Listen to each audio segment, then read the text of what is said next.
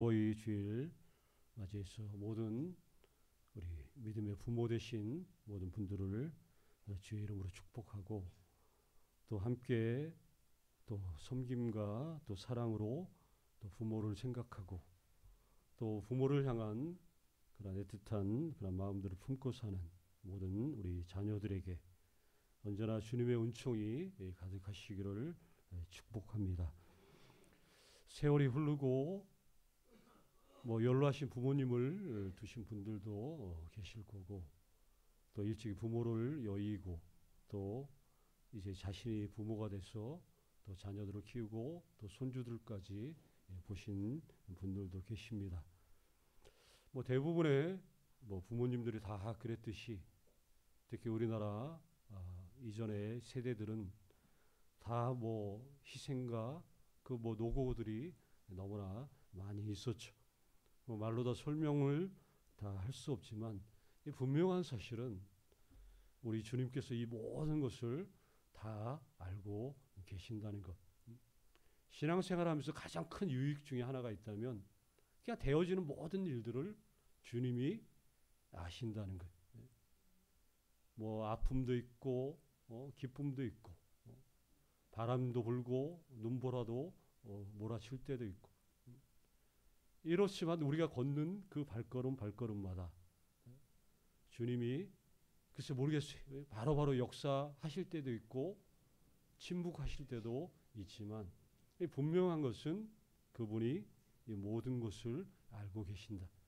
이 한 가지만 우리가 확신하고 인식을 한다면 이 마음의 어떤 위안과 또 평안도 우리가 인해 찾을 수 있고, 하나님이 알고 있다는 그 사실보다 더 큰 다른 것이 뭐가 더 필요할까 할 정도로 하나님이 안다는 것 그 자체가 얼마나 영광스럽고 복된 것인지, 이런 것들을 계속해서 더 많이 알아갔으면 좋겠습니다. 오늘 본문 말씀을 보면 이렇게 너무나 잘 알고 있는 그런 말씀이죠. 11절부터 시작이 되는데 길다 보니까 20절부터 109절만 우리가 대표적으로 읽었는데, 11절의 비유가 이렇게 시작되죠. 어떤 사람이 있었는데 그에게는 두 아들이 있었다. 오랫동안 우리가 흔히 이 본문의 말씀을 탕자의 비유, 탕자의 비유라는 말로 많이 이렇게 알려진 비유의 말씀인데, 탕자의 비유라든가 잃어버린 아들의 비유, 이런 식으로 굳이 제목을 많이 붙여왔는데, 이렇게 하다 보면 이 예수님이 하신 이 비유의 말씀을 우리가 잘 완전히 이해할 수 있는 그런 제목이 안 된다는 거죠. 뭘 말하냐? 이 비유 속에는 아들이 하나만 있는 게 아니라 두 명의 아들이 나온다는 게 굉장히 중요합니다. 사실상 이 두 명의 아들이 있었는데 어떤 아버지에게, 근데 사실상 이 두 명 모두 다 잃어버린 그 아들들이, 하나는 먼 객지에서 잃어버렸고 하나는 어디에서 잊어버려요? 자기 집안에서 잃어버린 아들이 됐다는 거죠. 그래서 둘 다 잃어버린 아들들에 관한 이야기인데, 그래서 이 비유는 탕자의 비유라고 말하기보다는 고통당하는 아버지, 고통당하시는 아버지. 왜냐하면 두 아들에 의해서 배척을 받는, 그러나 계속해서 그럼에도 불구하고 이 두 아들을 끊임없이 사랑하시는 그 아버지의 모습을 보여주고 있는 거죠. 왜 고통당하나? 이 사랑 때문에 고통을 당하는 거죠. 사랑 때문에 고통을 당한다. 좀 보면 역설적이죠. 사랑하기 때문에 고통을 당하는, 우리가 그렇죠. 내가 정말 사랑하는데, 사랑하는 가족, 자녀들, 사랑하는데 사랑하는 사람이 잘 되고 그래야 되기를 원하는데, 사랑하는 사람이 잘 되지 않았을 때 이렇게 잃어버린 아들처럼 이렇게 나왔을 때 너무나 사랑하는 사람의 이렇게 남이면 고통당할 필요가 없죠. 너무나 사랑하기 때문에 사랑이 크면 클수록 고통도 크게 경험하는 이 아버지의 모습을 여기 보여주고 있죠. 예수님이 가르치신 이야기 중에 하나님이 누구신지에 대해서 뭐 여러 가르침들이 많이 있죠. 그런데 어쩌면 가장 예수님이 가르쳐 주신 아버지에 대한 하나님이 어떤 분인가 어떻게 보면 가장 선명하게 보여주는 이야기가 바로 이 이야기라고 할 수 있죠. 자, 비유의 내용을 곰곰이 살펴보면 여기서 이상한 아버지를 먼저 우리가 보게 돼요. 당시 유대인들에게 있어서 우리가 우리나라의 사고 방식으로 보는 게 아니라 그 현지 당시 예수님의 그 무대가 됐던 그 팔레스타인 그 지역 유대인들의 입장에서 볼 때 이런 아버지가 예수님이 이런 얘기를 하셨을 때 너무나 이상한 아버지를 지금 이야기해주고 있다는 거죠. 소위 말해서 말도 안 되는 아버지. 세상에 저럴 수가. 여기 내용 중에 보면 이 둘째 아들의 이야기가 어떻게 보면 중점적으로 나오는데 둘째 아들의 아버지에게 유산을 달라고 하잖아요. 우리 잘 알듯이. 유산이라는 건 우리도 알듯이 유산은 아버지가 세상을 떠난 다음에 받는 게 유산이죠. 근데 지금 아버지가 멀쩡히 살아계시는데 유산을 달라고 하는 것. 이 유대인들의 개념으로는 있을 수 없는 일이라는 거죠. 왜냐하면 재산을 나누어 달라는 것 그 자체가 아버지가 죽기를 원한다는 말과 똑같은 얘기이기 때문에 그렇다는 거예요. 대놓고 아버지 당신이 빨리 죽었으면 좋겠습니다라고 말할 아들이 누가 있겠냐 하는 거죠. 그런데 말은 아버지가 빨리 죽었으면 좋겠습니다라고 대놓고 얘기는 하지는 않지만 유산을 달라고 하는 그 말 자체가 그 의미가 되기 때문에 이렇게 얘기할 자녀. 그런데 왜 이렇게 얘기하는 것도 이상하지만 말도 안 되지만 그런데 그렇게 얘기했다고 해서 그걸 들어주는 그 아버지. 그러니까 너무나 이해할 수 없는 아버지의 모습을 보여주고 있다는 거죠.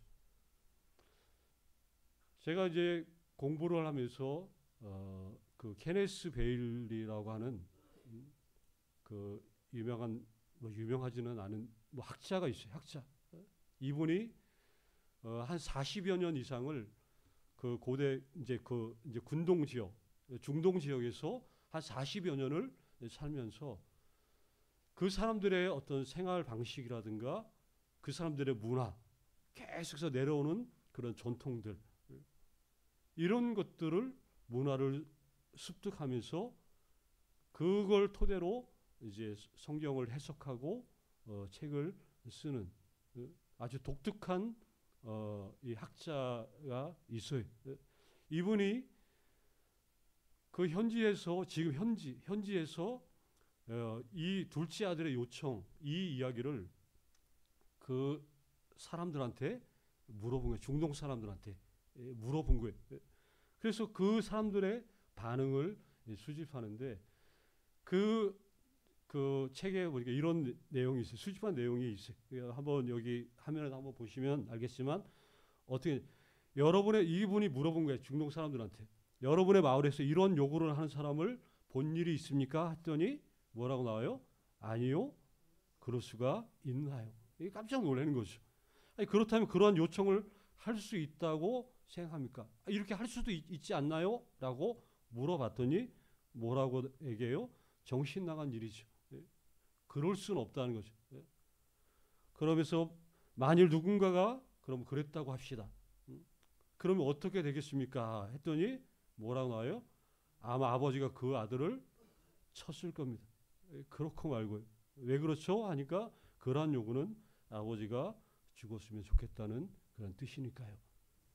지금도 중동 사람들 그쪽 근방에 사는 사람들은 이런 식으로 이 이야기를 들려줬을 때 이렇게 반응을 한다는 거예요. 물론 1세기 예수님 당시랑 지금 시대가 뭐 똑같다고 뭐 이렇게 장담할 수는 없겠죠. 그런데 대부분의 반응이 이런 식으로 반응을 한다는 것은 이게 오랫동안 내려왔던 전통이 이렇다는 거예요. 그래서 이 사람들의 사고 방식, 그 사람들의 그 문화 양식은 이런 개념들을 갖고 있어요. 그래서 이런 얘기를 했을 때 비유는 말 그대로 어떤 예를 들어서 설명해 주는 그런 얘기가 아니라 하나님 나라에 대한 가장 강력한 메시지, 그게 비유인데 왜 예수님이 비유로 말씀하시냐? 비유가 아니면 설명할 수가 없는 것들. 예를 들어서 우리가 어떤 것들에 대해서 얘기를 하는데 이거에 대해서 경험하지 않은 사람한테 어떤 것들을 얘기할 때 이게 참 어려워요. 그래서 그걸 갖다가 최대한 좀 이해할 수 있도록 알아들을 수 있도록 설명해 주는 그 방식이 이 예수님의 비유인데 어떤 일체적으로 그래서 비유마다 보면 이게 우리는 그냥 이렇게 쭉쭉 뭐 편안하게 읽지만 그 당시에 사람들이 들을 때는 너무나 충격적이고 기존의 관념과 어떤 상식, 사고방식들을 다 뒤집어 엎는 그런 충격적인 메시지였죠. 이렇게 말도 안 되는 요구를 아들이 했는데 그런데 이 아버지는 이런 아들에 대해서 돌로 쳐야 되는데 그렇지 않고 여기 보니까 유산을 분배를 해줘요. 그런데 어떻게 됐어요? 잘 아는 대로 유산을 모두 다 탕진하고 이제 거지가 돼서 그러자 이제 염치불구하고 그래도 집으로 돌아갈 생각을 하게 되죠. 돌아왔을 때의 이야기를 오늘 우리가 읽은 본문에 우리가 아까 읽은 대로 나오죠. 이에 일어나서 아버지께로 돌아가니라. 근데 아직도 거리가 먼데 아버지가 그를 보고 측은히 여겨서 어떻게 했다고요? 달려갔다고 여기 나오죠. 아버지가 왜 멀리서 보고 먼저 막 달려갔냐? 이 아들이 마을로 돌아오면 어떤 일이 벌어질지, 그에게 닥칠지 아버지가 너무나 잘 알고 있어요. 이 이스라엘의 그 예전에 그 당시에는 어떤 한 집안에 있는 일이 그 집안의 일로 끝나는 게 아니에요.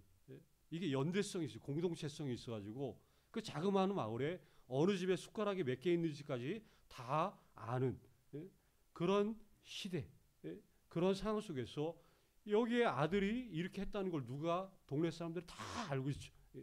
이거는 만약에 아들이 눈에 띄면 아버지가 아니라 동네 사람들이 때려 죽여도 할 말이 없는, 아마 때려 죽일 거예요. 아마 진짜로. 왜 그러냐? 이런 아들은 그 가문의 먹칠을 하는 것뿐만 아니라 온 동네에 수치가 되기 때문에 그럴 수밖에 없다는 것. 아버지가 이걸 너무나 잘 알고 있어요. 이 아들이 만약에 돌아오면 이 아버지가 제일 먼저 이 아들을 빨리 만나가지고 이렇게 돌보지 않으면 그냥 방치해뒀다간 아마 돌아왔어도 동네 사람들한테 아마 큰 변을 당할 수밖에 없다는 것이죠. 이게 너무나 아버지가 이걸 잘 알고 있었던 거죠. 그래서 아들이 가까이 오자마자 맞으러 달려갔다는 거죠. 달려갔다. 뭐 아버지니까. 근데 이 동양 사회에서 고대 근동에서도 있지만 거기는 또 우리나라도 예전에 그랬지만 체면 문화가 엄청 강합니다. 이 체면은 곧 자기의 목숨과도 같은 시기. 우리나라도 옛날에 조선 예전에는 뭐 정절이라든가 이런 것들 만약에 한번 목숨 끊잖아요. 체면이 굉장히 중요한 이 나라. 그래서 아무리 그 사회에서는 급해도 나이든 그 사람은 아무리 급해도 절대로 달려가지 않는다는 거예요. 체면, 왜 이상하다, 왜 그럴까? 체면 때문에 그러는 거예요. 체면. 우리가 이해할 수 없는 그 사람들의 그게 삶의 방식이, 달린다는 것 자체가 체통을 또 체면을 다 완전히 까는. 예전에 고치고도 양반이라고, 고치고도 체면, 그거 하나 때문에 고치고도 이 체면, 이거를 놓을 수 없었던 그런 시대. 그래서 아까 그 베일리라는 그 사람, 그 학자가 또 조사해 보니까 어느 정도의 나이가 들면 항상 품위 있게 천천히 걷는다는 거예요. 천천히. 그래서 30살, 30을 넘긴 사람은 결코 뛰지 않는다고 얘기를 해요. 30만 넘으면. 물론 오늘날 우리 여기 30은 아주 애들이잖아요. 애들. 30이면 애들이지만 거기에 30이 넘으면 뛰지를 않는다는 거예요. 뛰지를 않는다는 거예요. 그러니까 아버지가 달려갔다. 이 이야기를 예수님이 하셨을 때 그 듣는 사람은 계속 충격을 먹는 거예요. 충격 먹는 거예요. 그러면 여기 아버지가 왜 달려갔는가? 아까도 말했잖아요. 사랑이 크면 클수록 고통도 크다는 것. 이 아들을 향한 애정과 불쌍히 여기는 그 마음으로 견딜 수 없으니까 뛰어간 거죠. 동네 사람들이 아들을 만나기 전에 자신이 먼저 아들을 만나야 하는 거예요. 그래서 마을 사람들의 붕괴로부터 아들을 지켜야 되고, 그리고 다시 가정과 또 동네 마을에 이 아이의 신분을 회복시켜 줘야만 되기 때문에, 그래서 뭐 창피와 수치, 인생 최대의 지금 수치를 기꺼이, 아마 살면서 역대 최고의 지금 수치를 경험한 거예요. 이 아들 때문에 계속해서.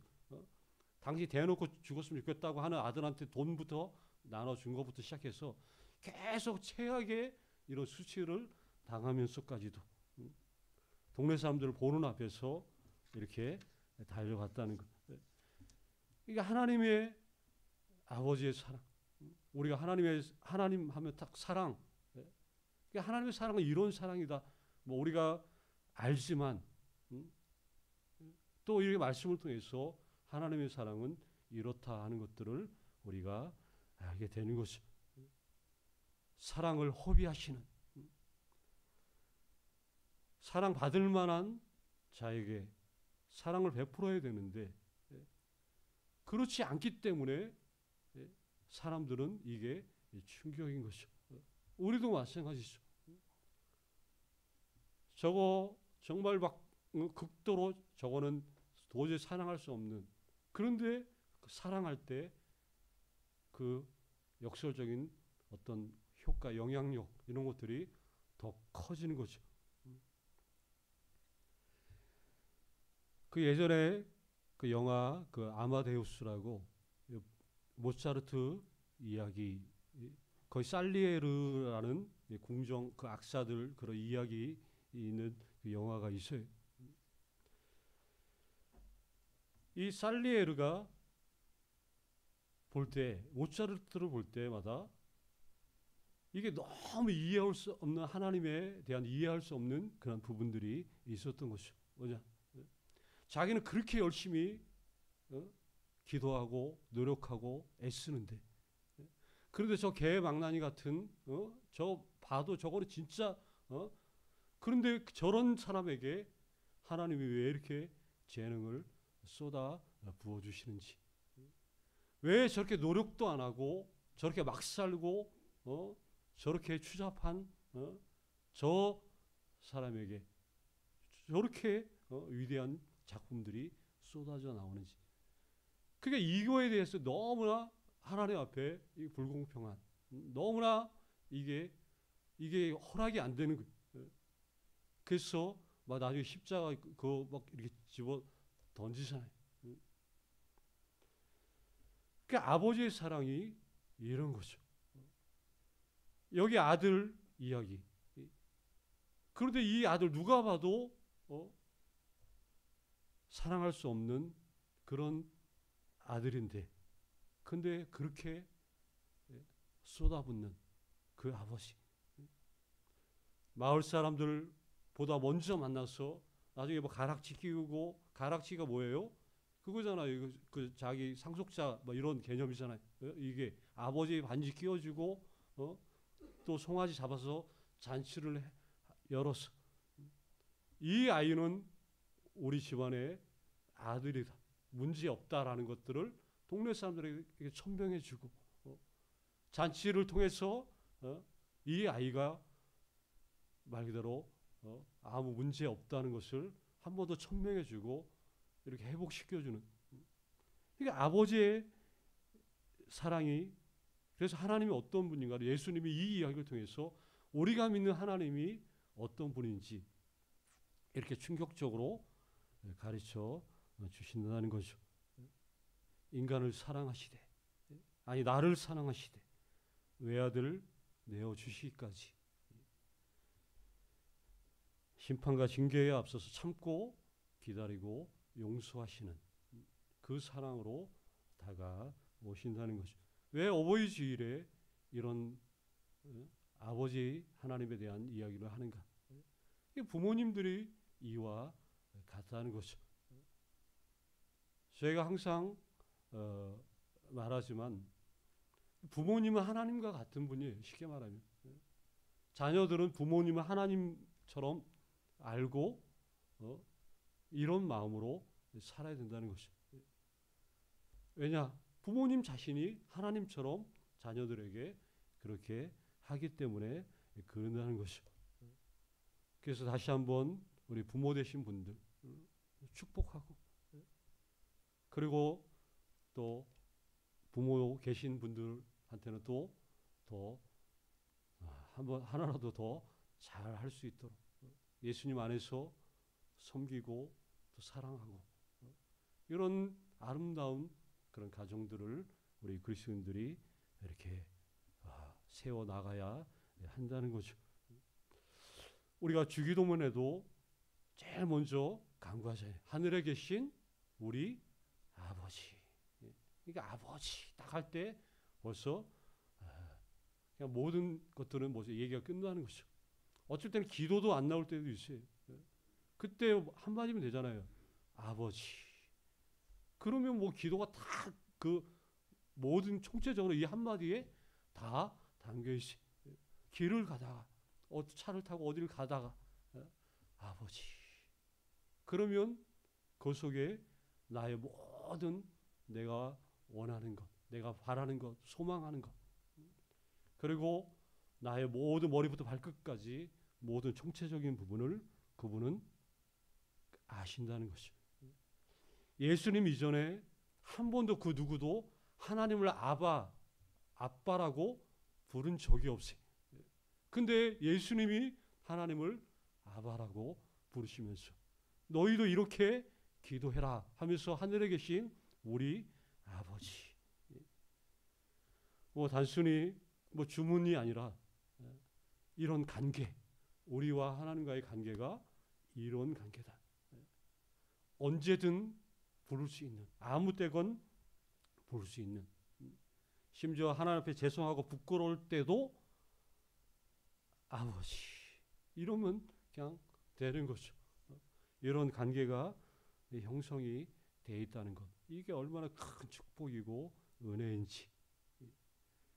여기 사랑을 허비하시는 아버지, 그 좋으신 하나님을 우리가 아바라고 부를 수 있고, 그렇게 또 내가 하나님처럼 하나님의 사랑을 받은 그 사랑, 그것들을 또 이렇게 흘려보내고, 또 자녀들은 하나님을 사랑하고 섬기듯이 또 윗세대들을 또 이렇게 사랑으로 품고 섬기고, 이런 아름다운 그 관계들이 우리 우리 믿음의 가정들 가운데 넘쳐나기를, 또 여러분 개인 삶 가운데 하등 넘쳐나기를 간절히 주의 이름으로 축원합니다. 아버지 하나님,